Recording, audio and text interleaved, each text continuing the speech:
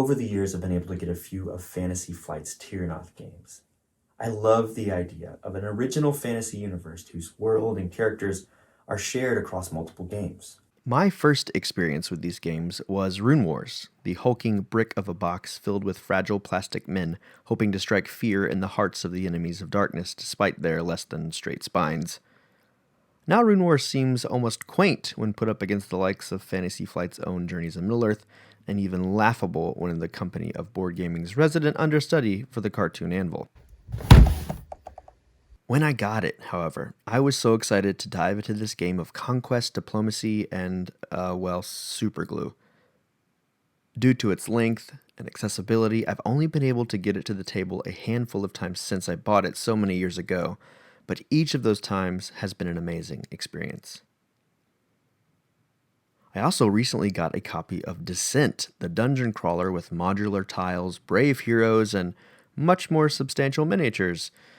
I've yet to venture into Descent's dark caverns and dungeons, but I see some of its influence in the games today, including the aforementioned Critical Darling. I'm excited to give it a try, especially with its app attached to take off some of the tedium of controlling the very things trying to kill you. Today, however, I want to talk about the other Tiernoth game that I own, and probably my favorite one. And that's this guy right here. Runebound 3rd Edition. Now, why do I love this game so much? Well, let's talk about it. When I think about Runebound, I immediately am reminded of the first impression presented when setting up the game. Just look at this board, every inch of it begging to be explored. For me, games that let me explore are always favorites. Runebound tends to run pretty long, but every time I play, I am left wishing for a little more time, just a turn or two, to see what I would have found in this corner of the map. And right there, I think there's an important aspect of Runebound that sets it apart from other Tiernoth games, and even other games in general. Runebound lets you take your time. Now, don't get me wrong, there is a timer, but it doesn't ever feel oppressive. You have not one, but 2 trips down this time track to complete your objectives. Because of this, it feels like you have a chance to explore and take in more of what the world has to offer. That's important in an adventure game. Compare this to other adventure games like Legends of Andor and Journeys of Middle-earth. Andor has a similar time track to Runebound, but it always goes much faster and enemies appear at certain intervals, so threat seems more intense. Which is funny because Andor seems to be geared more towards families. In the same way, Journeys of Middle-earth increases its threat counter for each turn's end, and your enemy count moves up with it. I enjoy both of these games, but they are trying to move you along, urging you to act with haste because of enclosing enemies and impending death. What I love about Runebound is that it lets you breathe. There is threat, yes, but one you can take at your own pace while you make a few more stops along the way. One other thing that I think kind of slows Runebound down is the movement action. On their turn, a hero can choose movement as one of the 3 actions they can perform. Each hero is going to start with a number of movement dice that they roll. Here's Lord Hawthorne's. He starts with 3. So if he wanted to move, he would take 3 of these movement dice, roll them, and then he would have to match a face of the die to the terrain type that he would want to go to. So you don't just have a base number of movement you can move. You have to go through this kind of strange, somewhat laborious process. But again, what I think it's trying to get you to do is slow down and take in the scenery. While exploration is a huge draw to the game, it's not the only thing you'll be doing. Along the way, you'll come across these tokens, and in these humble chips, you'll find quests to go on, enemies to fight, and other encounters to experience. The majority of your time in Runebound will be spent flipping these tokens and drawing a corresponding card. There are 3 decks here: Combat, Exploration, and Social. The adventure action is one of a few you can take on a turn as a hero in Tiernoth. It gives your heroes a chance to engage with an unspent token and see what awaits in its deck.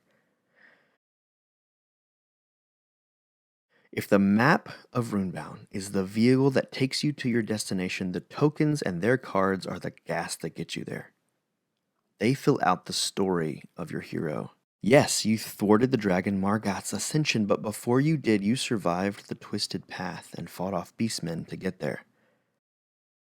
Yes, the corpse king Vorikesh failed in his plot to fill Tiernoth with shambling zombies, but before you found a deal on a true steel axe in the free city of the Forge and encountered a helpful ally. And here again we see flexibility and choice displayed as the brushstrokes on the canvas of the scenario. These tokens are invitations to live in this game's world. Each playthrough of the scenario is going to end up looking similar in the end. But as an artist makes a painting his own, so you can make the game you and your heroes. The game puts objectives in your path, and you nearly stumble over these tokens on your way, and it doesn't punish you for stopping to take in the view. In fact, it rewards you. Completing encounters or combat allows you to keep some of the cards you experience. Those in turn become trophies for you to turn in for skills acquired during the train action. Think of these skills as making up the training montage in your hero's Rocky movie as they move from being a nobody to this hero of legend. I suppose now we should talk a bit about combat. Perhaps another thing that separates Runebound from the crowd is just how weird its combat encounters are. Instead of cards or dice, you use these cardboard discs reminiscent of a long forgotten fad of the 90s, hogs. Now hold on, you might say. Perhaps Runebound belongs in the days of old, just like those flat, round things you used to hold in your cargo shorts with your Walkman and your Sunny D. Well, you may be right, or you may be ready to try something unique and, well, strange. And where the novelty of cardless, diceless combat might fail to capture on its own, it stands proudly in this weird and wonderful game. Each hero takes a set of discs based on its starting gear. Players can also gain more discs as they acquire gear to make them all the more formidable. Here again, we see Runebound allowing players to explore. Have you escaped the last few encounters by the skin of your teeth? Well, visit the shop. Once you use gold to buy something, you have another disc to flip when the denizens of Tiernoth come knocking. When you fight an enemy, you cast all the discs you've acquired up until this point. Once the disc is cast, you have a few options. This symbol is damage you can deal. This one allows you to block incoming damage. Here you perform a special ability. You can deal magic damage, flip a token, either one of yours or an opponent's. You can double a disc's effect, or the dreaded no effect. Even in this somewhat strange combat system, Runebound sets itself apart. Flipping these discs still has that tactile feeling that a lot of gamers love about dice, but it's just different enough to feel exciting. The combat tokens in Runebound 3rd edition remind me of a sweater, but one you decided to spray paint. It's nice, warm, familiar, but it's just strange enough to be fresh. At this point, you may be thinking, is there anything this guy doesn't like about Runebound 3rd edition? And the answer is yes. And I think it's time we talk about the scenarios. When you set up Runebound, you'll pick a scenario to start. Ascension of Margoth or the Corpse King. I'll be honest, there's a lot of game in the core set of Runebound 3rd edition, but when it comes to scenarios, it doesn't feel like enough. Now, I started this video by talking about how much I love the board in this board game and how I am always left wanting to explore it more. But now that I have played both scenarios, I can't help but feel a little less excited about setting this up again because I know what to expect. Granted, I will say that this is coming at you in 2020, the age of the legacy and campaign game. I can't help but return my attention to games that I mentioned earlier, but just for good measure, I'll throw in a few more. Journeys in Middle-earth. It comes with a day 1 13 scenarios, sometimes 14. Near and Far, Ryan Lockett's storybook Atlas game comes with 11. Scythe's campaign add-on for Rise of Fenris gives you a humble 8, but with the game as deep as Scythe, it feels like plenty. And our resident backbreaker here comes with a whopping 95 scenarios in the box. And in an age where Gloomhaven could make you ask the question, is this too much? Runebound certainly seems like too little. But I guess there are expansions, and I've got one coming. Quick update, it's here. Now, I've said a few times that I want more out of Runebound, not because it falls short, however, but because I love it so. But I guess campaigns and games, whether built from the ground up or not, always have to end.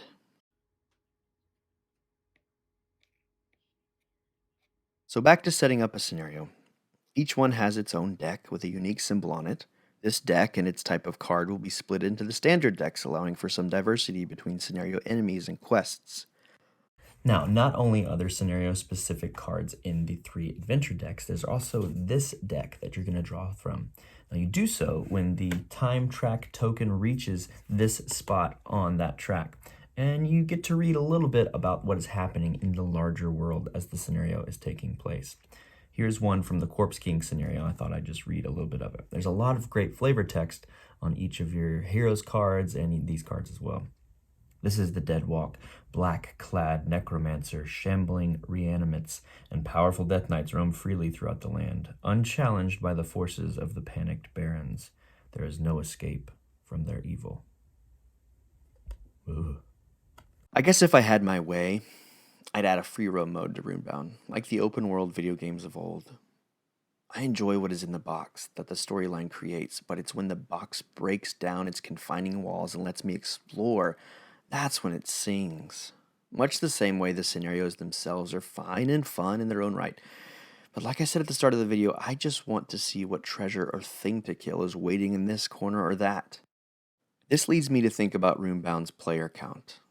I have played this game with 2 and 3, and I think I like it with more players.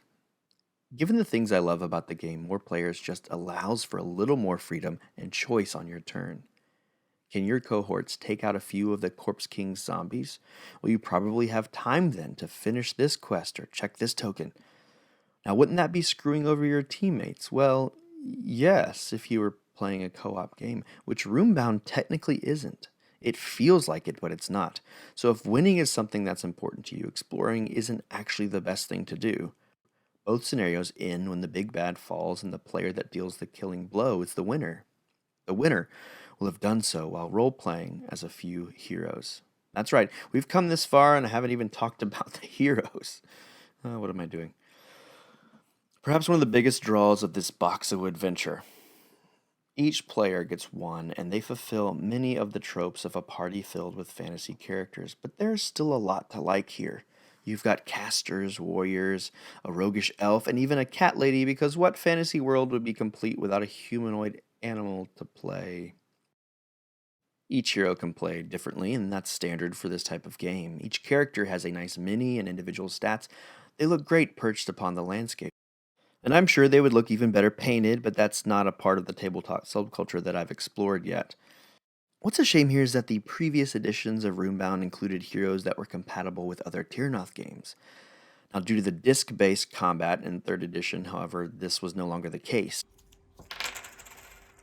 It's like many games, there is a wealth of modded content online, which can allow for even more customization, capability, and even more scenarios. The art of Runebound is quite beautiful, if not a bit safe. There's a trend in games art that I think would be beneficial to mention here. A lot of character art is reflective of the type of role that they play. A character typically meant to deal lots of physical damage is either standing tall or leaning forward as if moments away from swinging whatever large weapon would probably be actually impossible for you or I to wield in the real world. It's a good thing that Dwarf Corbin is here with stout heart and even stouter stature. Lord Hawthorne is also in this category, standing with straight shoulders, ready to swing his blade at whatever head needs a good lopping. Compare these to other heroes. Laurel of the Bloodwood would fill the role of a rogue or ranger in a pen and paper RPG, and fights with more agility and subterfuge because of it. Notice how she takes almost a hunched stance, ready to quickly roll away if things get too dicey. Fast, agile, and dangerous. That's what her portrait connotes here. Our 2 resident casters also seem to be taking much more of a defensive stance, but there is more to notice with these 2. Magic often comes from within, sometimes the heart, but in Master Thorn's case, we see him reference his mind with no subtlety at all. Elder Moak similarly has arcane energy at the ready, but his weapon is a bit more in the forefront. With its skull as the focal point, I would venture to guess that he more often than not uses fear as a weapon. Now, perhaps the most interesting character portrait of all is from Lysa. Often we see otherworldly races in fantasy fiction presented with proud countenance and confidence. This often is represented even in the face of ridicule at worst and indifference at best for their identity and beliefs. This is clearly seen in Lysa's portrait as her shoulders are squared and her fist is raised. There is no doubt in this creature. So, to sum up, each hero's portrait highlights the most dangerous and formidable thing about them: strength and steel for the melee classes, agility for the roguish archetype, mind, magic, and fear for the casters, and lastly, pride for the less human character among them.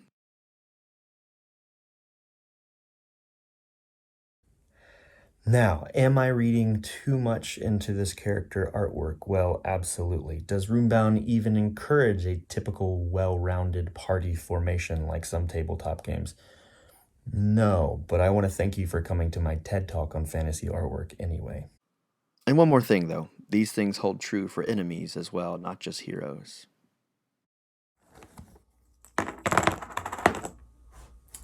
Well, there you have it. I want to thank you for joining me on this journey to the weird and wonderful world of Runebound 3rd Edition. If you like this video, stay tuned for more. Let me know for sure if you like this kind of format. I've done a few gameplay videos in the last few uploads to the channel. And I don't get to post a ton, but I've really enjoyed kind of a deep dive into one specific game, so maybe I'll do more things like that. Things like Gloomhaven, and I just finished the campaign in Journeys of Middle-earth on the channel. I've got a first game of a campaign. You can check that out.